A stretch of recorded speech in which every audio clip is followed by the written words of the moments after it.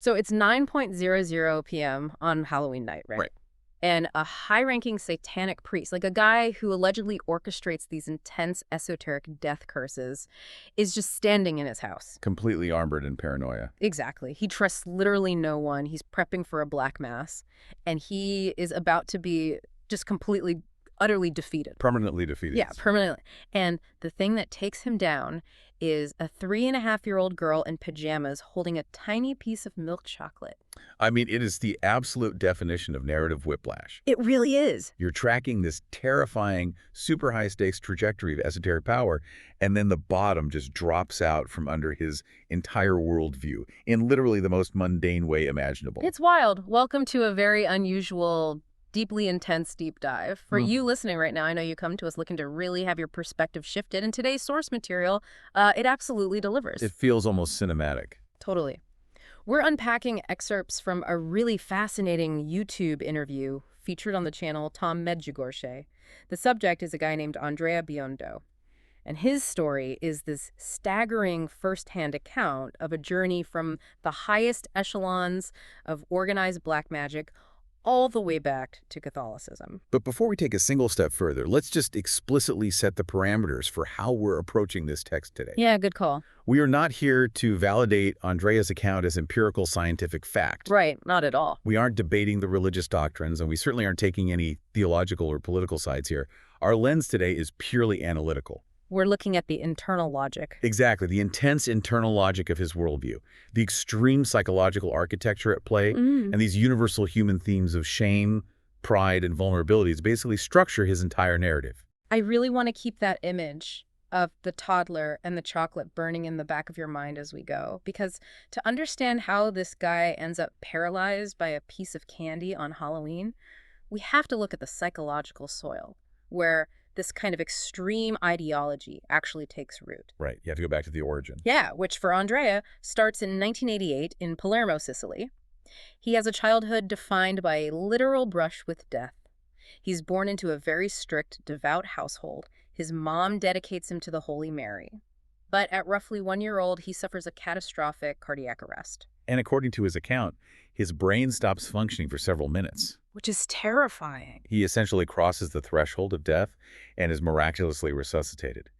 And, you know, we really have to pause and look at the profound psychological weight of that origin story. Because it shapes everything. Obviously, a 1-year-old doesn't retain conscious episodic memories of a cardiac arrest, right? Right, of course not. But growing up in a household where you are constantly framed as the miracle child, where your mother tells you that you were pulled back from the void for some divine reason, I mean, that fundamentally alters a child's baseline reality. You would feel just entirely alienated from normal life. Exactly. Like, if your origin story is that you defied death, then going to school, playing soccer, just being a regular kid probably feels incredibly dissonant. And Andrea actually talks about this. He says he always felt like the black sheep.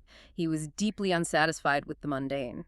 It creates a fractured sense of destiny. When you're burdened with the label of a miracle, you spend your formative years desperately searching for an event or a calling grand enough to justify your survival. Because just getting a regular job isn't enough. Right. And if the ordinary world doesn't provide a sufficiently epic answer, you become uniquely vulnerable to extraordinary extreme propositions. Your internal intensity demands an external match. Perfectly said. So fast forward to age 14, and this psychological pressure cooker just explodes. Andrea is being torn apart by two violently opposing forces. On one side, he wants everything a standard teenage boy wants, you know? The normal stuff. Yeah, he wants to go to parties, he wants women, he wants to be an airline pilot, he wants status. The culturally mandated markers of dominance and success. Exactly. But simultaneously, and this is where his internal torment peaks, he feels this terrifying, overwhelming vocation to become a Catholic priest. And he hates it. He hates it so much. He's deeply ashamed of this calling. He's already being bullied at school. He's afraid of his strict mother's judgment. But most importantly, he does not want a life of submission. He wants to be the main character. Let's just look at the sheer vulnerability of his position here. At 14, your primary biological and psychological drive is peer acceptance, right? It's the establishment of your identity. Which is already hard enough. Exactly. So the calling to the priesthood represents the ultimate social alienation to a teenager who's already struggling with bullying. It demands humility and servitude. while his desire for worldly success represents power, control, validation. The friction between these two paths is just paralyzing him. He is desperate for an exit strategy from his own conscience. And right at the apex of that desperation, he has an encounter. He describes a dream, though he's super adamant it wasn't a normal dream. Right, he calls it a communicative state. Yeah, a state where Satan actually appears to him. Yeah. And the pitch made to this miserable 14-year-old is just surgically precise. It really is. The entity essentially says, do you want to be a servant or do you want to be a king? Drop this priesthood idea and I will give you everything you actually crave. The women, the pilot career, the power. We're looking at the classic archetype of the Faustian bargain here.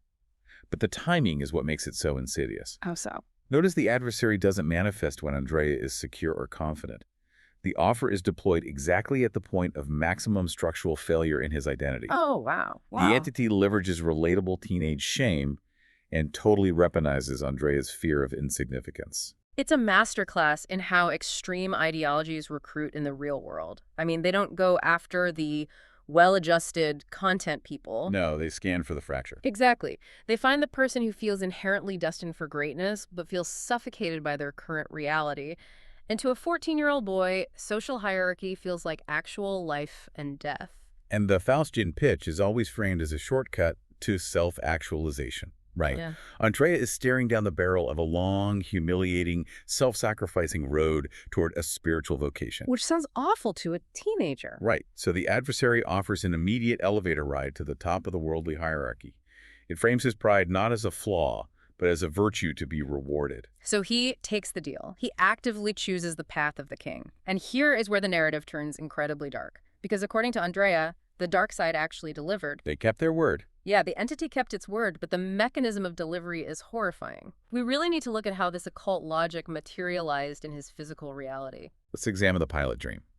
International flight school is prohibitively expensive, and Andrea's family in Sicily does not have the financial means. Not even close. The goal is mathematically impossible for them.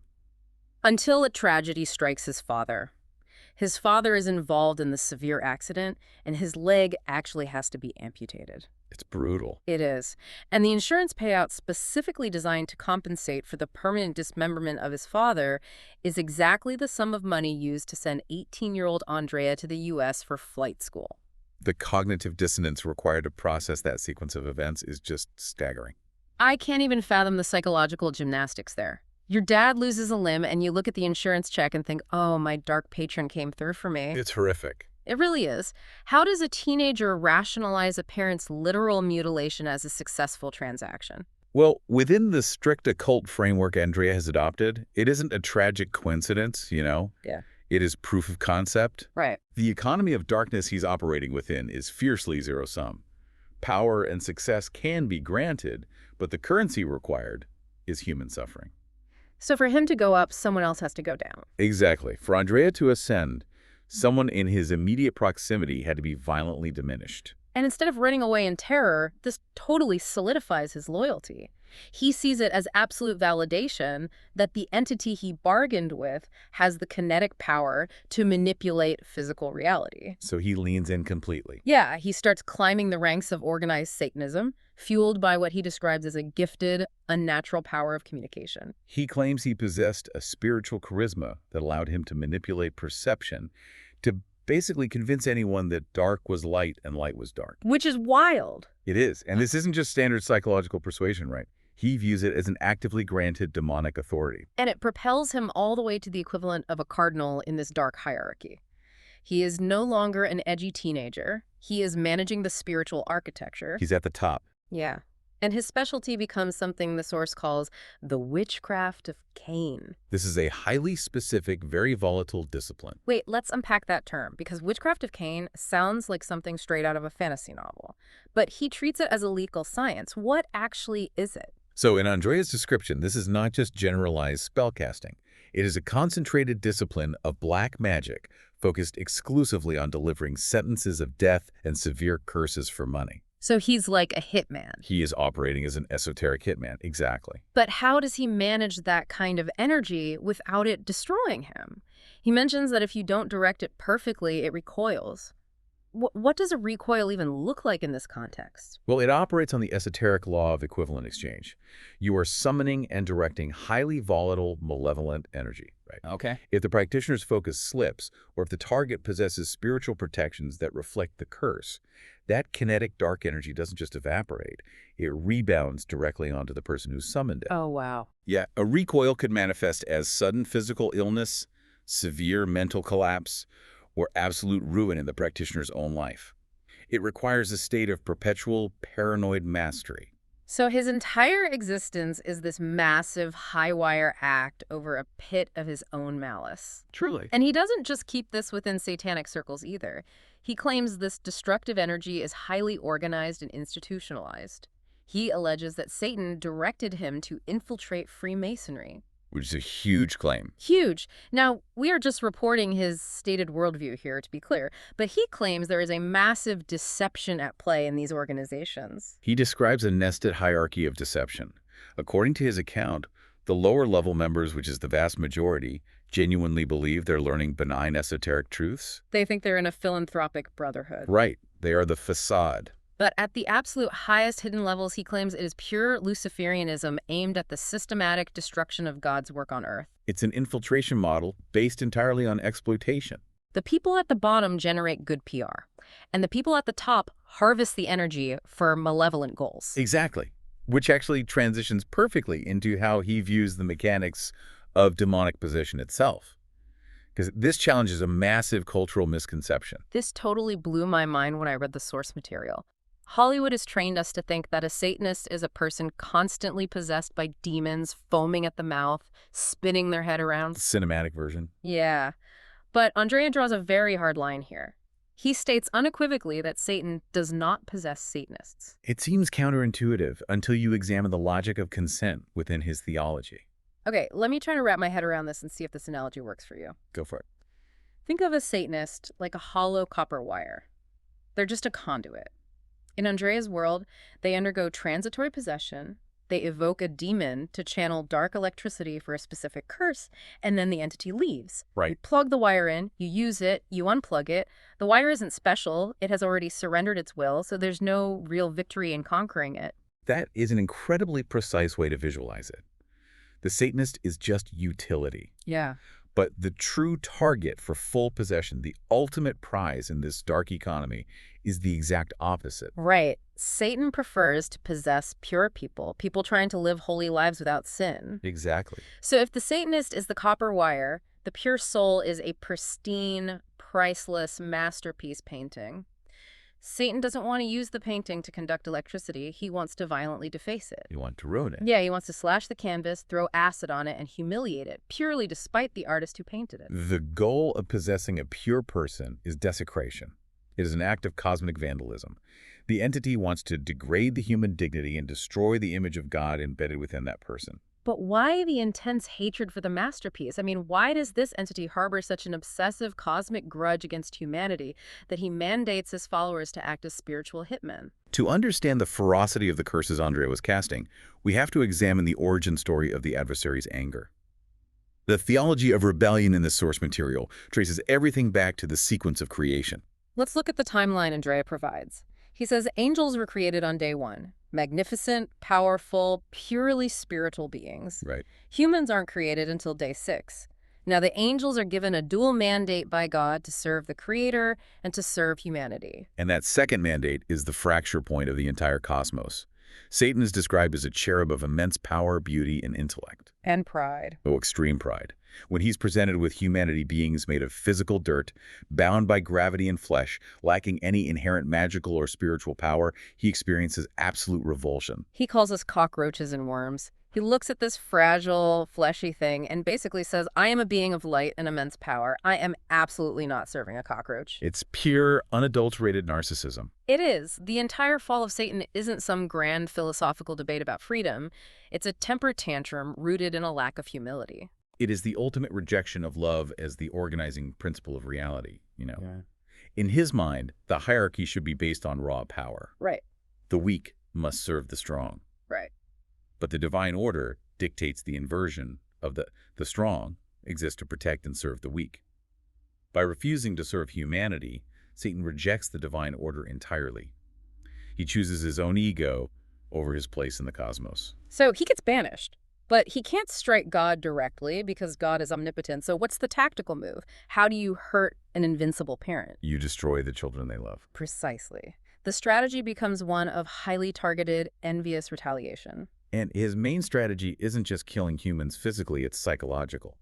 He wants to strip humans of the one thing that makes them beautiful to the Creator. Their humility. Exactly. He wants to replicate his own rebellion inside the human heart. He wants humans to embrace rampant individualism. He tempts them to spark their own arrogant intelligence and to believe they can exist as gods independent of a creator. Which, as Andrea points out, is the actual core of the original temptation in Genesis. It wasn't about an apple. The whisper in the garden was, "Eat this, and you will be like God." It's the exact same pitch he gave 14-year-old Andrea. Drop the priesthood, be a king. It's the replication of the original sin, over and over.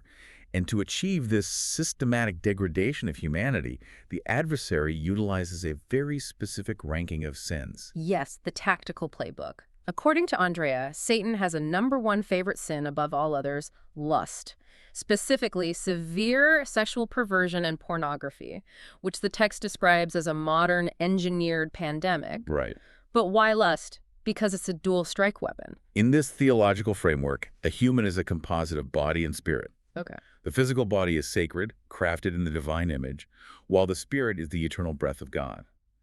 When an individual engages in deep sexual perversion, it's viewed as a massive triumph for the dark side because it simultaneously defiles the sacred physical vessel and degrades the eternal spirit. Wow, it's a 2-for-1 destruction. You aren't just breaking a moral rule, you're desecrating the temple from the inside out. Exactly. And interestingly, his #2 favorite sin is blasphemy against the Holy Spirit. Which is wild because you'd think directly cursing God would be #1. You would think so, but blasphemy only damages the spirit. The physical body remains untouched. Lust destroys both dimensions simultaneously. That makes a twisted sort of sense. It reveals that the ultimate evil we're discussing isn't chaotic or random. It is a highly calculated, deeply envious campaign to unmake the human masterpiece. So you have Andrea fully indoctrinated into this system of envious retaliation. He's a high-ranking priest, a master of the witchcraft of Cain, managing esoteric hit jobs. He's in deep. Very deep. And he is gearing up for the most kinetically powerful night of the year in the occult calendar. Which brings us to the shift. Ah. We move now from the abstract cosmic theology into a hyper-specific, fiercely intimate moment that shatters everything we've just discussed. It is Halloween night. Now, for the average person, Halloween is plastic skeletons and candy. But in Andrea's worldview, the secular world's casual simulation of evil acts as a massive energetic battery. Right. Millions of people, unknowingly focusing their collective attention on death, fear, and darkness, generate a surplus of kinetic energy. And the Satanists use that. Yes. They act as capacitors, harvesting this ambient energy to weaponize it for their rituals. It's 9:00 p.m. Andrea is in his house, mentally preparing to leave and officiate a black mass. His entire objective for the night is to harness that Halloween battery to cast severe curses and induce demonic possessions. He is operating at maximum dark authority. And he is entirely consumed by paranoia. Oh, completely. The text explicitly notes that he normally refuses any food or drink prepared by his family. He lives in constant suspicion that his devout mother is secretly slipping holy water into his meals to spiritually sabotage him. Which sounds exhausting. He claims his senses were so hyper-attuned to the demonic that he could actually smell holy water and would physically recoil from it. He is heavily armored. He's radiating malevolent intent. And right at that apex of darkness, his 3.5-year-old daughter, Charlotte, toddles up to him. She has a tiny piece of milk chocolate in her hand. She holds it up and says, "Dad, I have a chocolate for you." The absolute embodiment of uncalculated innocence. Exactly. Andrea's immediate reflex is defense. He looks at her and asks, "Why don't you eat it yourself?" But she insists. She says, "No, I want to share it with you." The grand cosmic satanic priest is suddenly forced to navigate the mundane generosity of his own toddler. It's almost comical. His paranoid architecture glitches. He takes the chocolate, but remains wary, simply putting it into his pocket. But Charlotte has toddler logic, and she is relentless. She looks at him and says, "No, why don't you eat it? It's going to melt in your pocket, and then I'm going to be sad." Toddlers don't give up. They really don't. So just to appease her, to get her to go away so he can get back to his dark rituals, he unwraps this tiny piece of candy and puts it in his mouth. And the absolute millisecond he bites down, the entire spell is broken. The physical reaction is immediate and violent. He begins shaking uncontrollably. Just from a piece of chocolate. Right. He is overcome with physical nausea. He starts weeping. The rigid, paranoid structure of his dark persona collapses inward on itself. And as he is standing there, a grown man shaking and crying over a piece of chocolate, his 3.5-year-old daughter looks him dead in the eyes with a clarity that defies her age and delivers a 4-word sentence. Now you love Jesus. It is a stunning, totally destabilizing moment. I cannot get over the narrative absurdity and the profound truth of this contrast.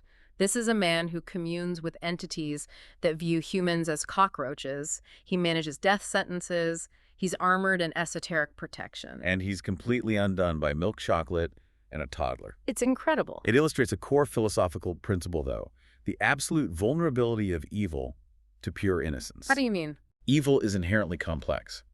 It requires lies, elaborate rituals, constant paranoia, and layers of deception just to sustain its structure. Innocence is entirely simple. It requires zero defense mechanisms because it has nothing to hide. Right. When the labyrinth of complex darkness encounters the absolute simplicity of light, the complexity simply shatters. The darkness does not have a protocol for a toddler sharing candy out of pure, unmotivated love. The darkness doesn't have a protocol for love. That is such a powerful way to frame it.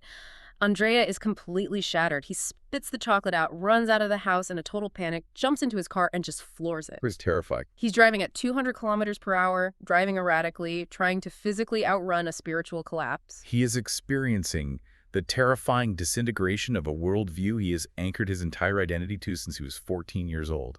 And while he's speeding down the highway, he experiences a vision. He spiritually hallucinates the face of Jesus. And in that moment of absolute crisis, he grabs the heavy metal Baphomet medallion hanging around his neck, the symbol of his high priesthood, the literal chain of his allegiance. He rips it off, breaking the metal, and throws it out the window. A physical manifestation of severing the metaphysical contract. He screams into the empty car, declaring war on the entity he served for years. He yells, "You have tried to destroy my life. From today, I will dedicate my entire life to fate you." The king abandons the throne to become a servant of the light. But throwing away a medallion isn't the end of the story. You don't just resign from an esoteric syndicate without a massive target being put on your back. Definitely not.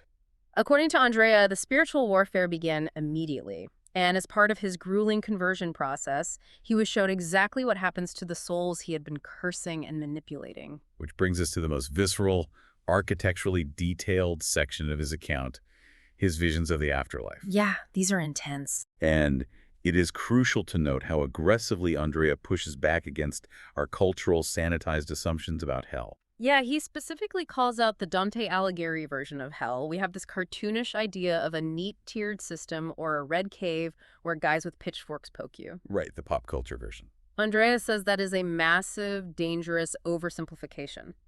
He uses a specific esoteric term to describe the architecture of Hell Klipoth or Kliot. The term Klipoth has deep roots in Kabbalistic mysticism, generally translating to peels, shells, or husks. What does that mean in this context? It refers to the impure spiritual forces or the realms of sheer absence of the divine. Gotcha. And how does he actually describe the sensory experience of the Klipoth? He says it's comprised of vast circular areas connected by incredibly deep, loud, terrifying tunnels. It sounds industrial and claustrophobic. Totally. And he notes that while the suffering is horrific across the board, your placement within this geography is highly specific to the nature of your sin. And contrary to the popular idea that the worst sinners rule in hell, he states that the more severe your sins were on earth, the closer you are dragged towards Satan himself. Proximity to the entity is the ultimate punishment. Exactly. Right, and what he describes in the deepest absolute darkness is just bone-chilling. Yeah. Down in the abyss, entirely cut off from any remnant of light, he says you find fallen clergy people who dedicated their lives to God and then corrupted that vow, and those who blasphemed against the Holy Spirit. And this is where the theology of the cockroach comes full circle in a deeply disturbing way. Yes, because in that absolute darkness, Andrea claims that Satan literally steps on these souls, mashing them underfoot like actual insects. It is the adversary's ultimate petty victory. It's so dark. He finally gets to treat human beings, creatures made in the image of God, exactly the way he always viewed them. He reduces them to cockroaches under his heel. It's a terrifying realization of demonic intent. But Andrea goes on to describe another area of hell that introduces a level of psychological agony that honestly surpasses the physical terror. The lake of fire. Yes. Let's get into the mechanics of this because it's deeply twisted. He describes the fire as dense, almost liquid. It's bubbling, and you can practically touch the density of it. But the worst part of being in the lake of fire isn't the burning. No, it's the placement. Exactly, the placement and the line of sight. Let's unpack the line of sight, because it offers a profound psychological insight into the true nature of damnation. Okay, the souls trapped in this dense fire are positioned so that if they look up, they can see a massive crater opening above them. Okay. And through that crater, they have a direct visual of the entry to the first heaven. They can literally see the light. Even worse, they can feel God's power. They can feel the warmth, the peace, and the love radiating from it. But they can't reach it. Exactly. They possess the absolute crushing certainty that they can never, ever reach it. If we analyze the implications of that, hell in this framework isn't primarily defined by the application of physical pain. It's psychological. Yes. It is defined by the agonizing, permanent awareness of what was freely offered and willingly discarded. It is the crystallization of eternal regret. It's cosmic FOMO, but permanently frozen in time. Think about the psychology of adaptation. When a human is subjected to darkness and they believe the darkness is all that exists, they eventually adapt to it. It becomes their baseline. Right, you get used to it. But to suffer in the dark while staring directly into the paradise, you reject it to feel the immense love of the Creator, but lack the capacity to absorb it, that creates a state of perpetual, unreachable longing. That sounds worse than the fire. The soul's capacity for desire remains perfectly intact, but the mechanism for fulfilling that desire is permanently severed. That is true. Inescapable psychological torture. And the most terrifying part is that this torture is born entirely of human free will, which pivots Andrea and Tom away from these grand cosmic visions and into a desperate, urgent warning for the listener. We have to bring it back down to earth. Because if eternal regret is genuinely on the table, we have to examine the everyday traps in the mundane world that lead people into that despair. He brings the cosmic narrative crashing right into the listener's living room, focusing heavily on the insidious nature of what we can call occult tourism. Occult tourism. I think so many people are guilty of this without even realizing it. Oh, absolutely. It's the casual dabbling, playing with a Ouija board at a sleepover, gonna get your tarot cards read for a laugh, visiting a psychic just to see what they say. Harmless fun, right? That's what people think. But Andrea is aggressively intense about this. He states emphatically that there is no such thing as a casual interaction with the occult. He claims that behind every seemingly harmless esoteric parlor trick, there's a dedicated Satanist or demonic force operating the machinery. He uses this metaphor: the sheep is dressed as a sheep, but behind it there is a wolf. And the terrifying part, Satan doesn't care if you're just joking. He doesn't care if you're a naive teenager who bought a Ouija board at a toy store. Intent doesn't matter to him. Ignorance is his preferred weapon. If you knock on the door, even if you think it's just a fun haunted house, a monster is going to answer. And that monster is going to claim legal spiritual rights to you simply because you initiated the knock. It emphasizes the absolute necessity of intentionality in our daily lives. Yeah. Naivety is not a shield in this worldview. It is a massive vulnerability. So true. And he points out how these forces actively try to disrupt environments explicitly meant for spiritual healing, particularly churches. This detail fascinated me. He claims that practicing Satanists will intentionally attend church services, not to repent, obviously, but to act as spiritual saboteurs. They're infiltrating again? Yeah. They release what he calls black energy into the environment, particularly targeting the Eucharist, which is the most sacred moment of the Catholic Mass. But notice the symptoms of this disruption. It isn't cinematic. The lights don't flicker and the temperature doesn't drop. No, it's entirely mundane. He says the way you know it's happening is that you suddenly feel intensely, unexplainably distracted. You can't focus on the prayers. You feel agitated. You just want to leave. Yeah, you feel this overwhelming sudden rush to just get out of the building and go home. The demonic attack isn't a jump scare. It's a neutralized attention span. It's a spiritual jamming signal.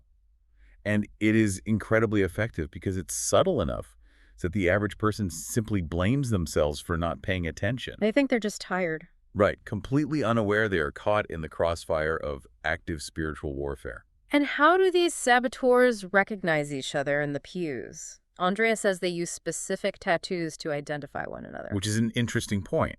Now, we are going to circle back to tattoos in a minute because Andrea himself is heavily tattooed, and how he deals with that ink post-conversion is central to his philosophy. But first, we have to confront the darkest trap of all, the ultimate snare that both Andrea and Tom issue a passionate warning against. Suicide. Yes, they dedicate a significant portion of the interview to this. And the theology surrounding suicide in this context is complex, tragic, and centers entirely on the mechanics of free will. According to this framework, Satan does not possess the authority to physically drag your soul to hell against your will. He can't just take you. Right. He can ruin your earthly life, he can plague you with misery, he can tempt you relentlessly, but he cannot force you across the threshold. The consent must be given by the individual. So suicide, in this view, is the ultimate irreversible act of free will where you surrender your life. Because life is viewed as a divine lease given by God, you do not have the authority to terminate the contract early. It's a breach of contract. By taking your own life, you make a definitive choice that rejects the possibility of earthly grace. You willingly hand the keys to the adversary. And how does the adversary maneuver a human into making that choice? Through the weaponization of despair. Andrea says Satan takes you from hero to zero. He uses severe depression to strip away your hope and your trust in yourself. It's an illusion. Right. He orchestrates an illusion that the emotional pain is permanent and inescapable, tricking the person into making an irreversible eternal choice based on a temporary demonic illusion. It's devastating. Which naturally surfaces the most difficult theological dilemma imaginable. I'm sure you listening are asking this right now. If God is all-loving and omnipotent, why allow this interference? Why not just stop it? Why allow this immense deceptive suffering to exist in the first place? The classic problem of evil. If God could snap his fingers and vaporize all the demons, which Andrea readily admits, he could, why doesn't he? Andrea's answer is difficult to swallow, but it's consistent. He says God allows the interference to force spiritual growth. It is a profound perspective on the utility of friction. God does not author the evil, but he permits the friction, because friction is the only environment in which a human can build spiritual muscle. Andrea points to Jesus as the ultimate example. He says, look, Jesus was God, but incarnated as a human. He suffered immense physical and emotional agony. He had to navigate the brutal human experience. It didn't bypass it. Exactly. The mandate for following this path isn't believe in me and you'll get a luxury cruise. The mandate is literally take up your cross and walk into the friction. If we synthesize this, the underlying philosophy of free will is that without the genuine, terrifying threat of falling, the choice to stand has no intrinsic value. It wouldn't mean anything. Right. If the universe were perfectly padded, our love for the Creator wouldn't be a conscious choice. It would be a programmed default setting. And a programmed love is meaningless. Andrea says that our relationship with suffering has to evolve. We start out just enduring it, angry at God for the pain. But eventually, if we actually grow, we reach a point where we embrace the suffering out of pure love for redemption. We recognize that it connects us. Yeah, we recognize that it connects us to Christ's sacrifice. It is the spiritual alchemy of turning meaningless, random pain into purposeful, redemptive sacrifice. So if that is the reality we're navigating, if occult traps are everywhere, if our signals are constantly being jammed, and if we are all guaranteed to fall and make mistakes, how does this worldview offer a legitimate way back? What's the mechanism of salvation? What is the actual mechanism of salvation for a man who spent years as a satanic hitman? This brings us to the climax of the episode's thematic journey. We move from the intense paranoia of esoteric rituals and the claustrophobic architecture of the Qliphoth into the incredibly liberating, almost jarring simplicity of redemption. And it all centers on one concept, radical honesty. Going to God completely naked. Andrea uses this fantastic analogy to explain how we view our souls. He says, imagine you were born as a pristine whiteboard. A clean slate. But right in the middle, there is one black spot that represents original sin. The initial fracture. Now, as you live your life, you take a black marker and you start writing on this board. You have experiences, you make terrible mistakes, you commit sins. Over decades, this board gets completely covered in black ink. By the end of your life, it's just a chaotic, scribbled mess. You can barely see the white underneath. Which is an accurate reflection of the human condition. We are all heavily scribbled whiteboards. But here is the critical error we make. Andrea says that when people finally decide to turn toward the divine, their immediate reflex is to grab a frantic eraser and try to scrub the board clean. They want to sanitize their image before they present themselves to God. They want to approach the divine with a polished PR campaign of their own righteousness. Yes, and Andrea says that is entirely the wrong approach. You cannot erase the board. The black marker is the truth of your lived experience. Which brings us back to the tattoos we mentioned earlier. Ah, yes, the ink. Andrea is covered in tattoos, and given his history, it's safe to assume many of them were acquired during his decades in the occult. They are literal dermal markers of his past allegiances and sins. They are the black scribbles on his physical whiteboard. So logically, you would assume his first stop after this massive spiritual conversion would be a laser removal clinic, right? Scrub the past clean. That would be the instinct. But he tells a story about seeking counsel from a nun regarding his ink. And the nun tells him absolutely not to remove a single one of them.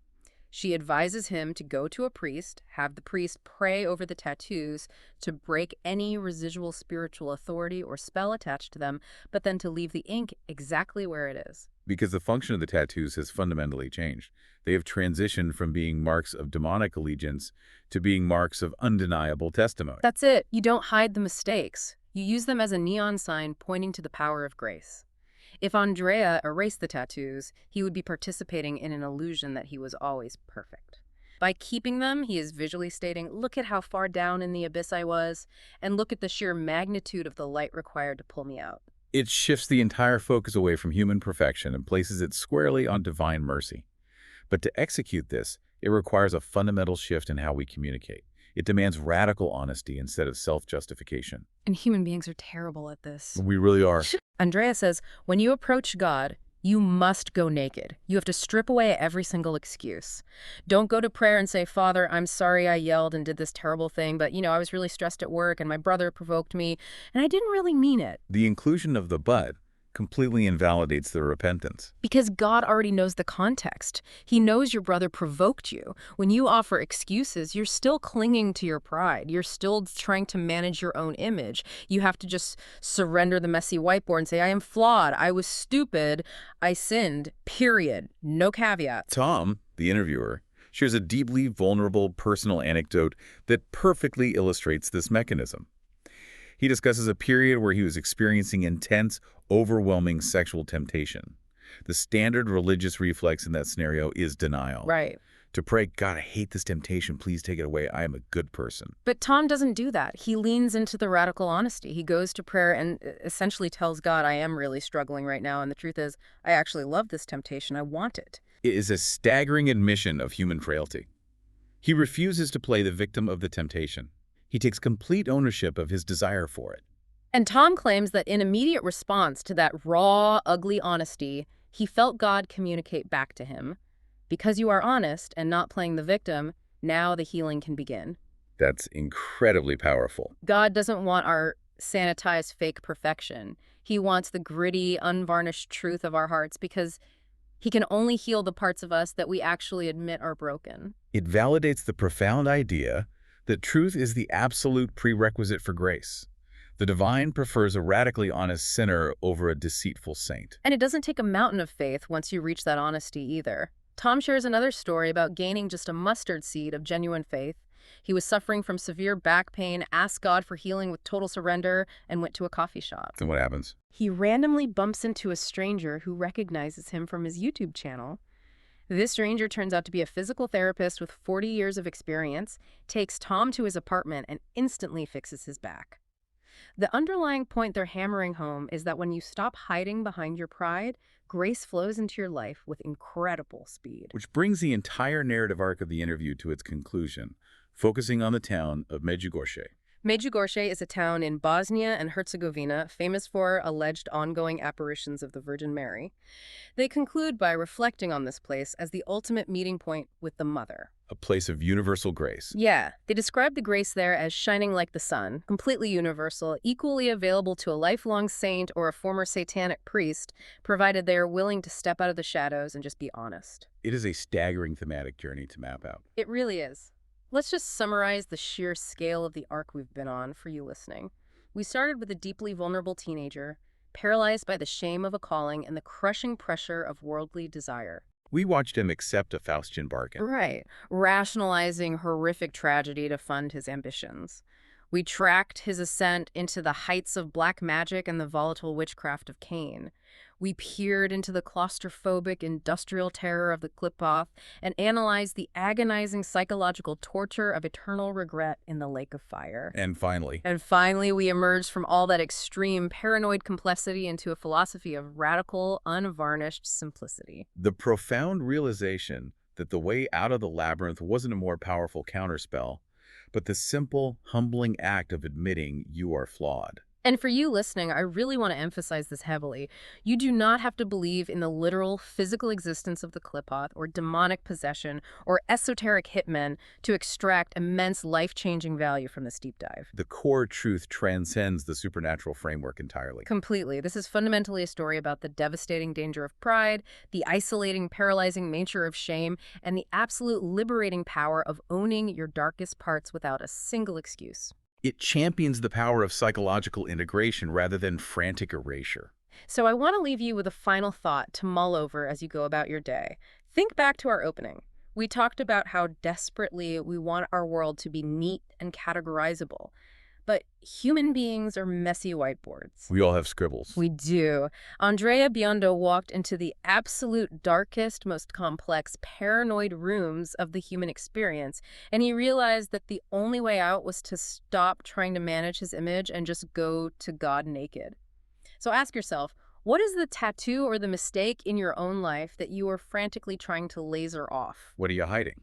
What is the dark scribble on your whiteboard that you are exhausting yourself trying to hide, when perhaps you should simply be radically honest about it and let it become the most powerful part of your story? A profound question to sit with. It really is. Thank you for joining us on this intense exploration. We'll be back next time to dive into another stack of sources. Until then, keep asking questions and don't be afraid of the scribbles on your whiteboard.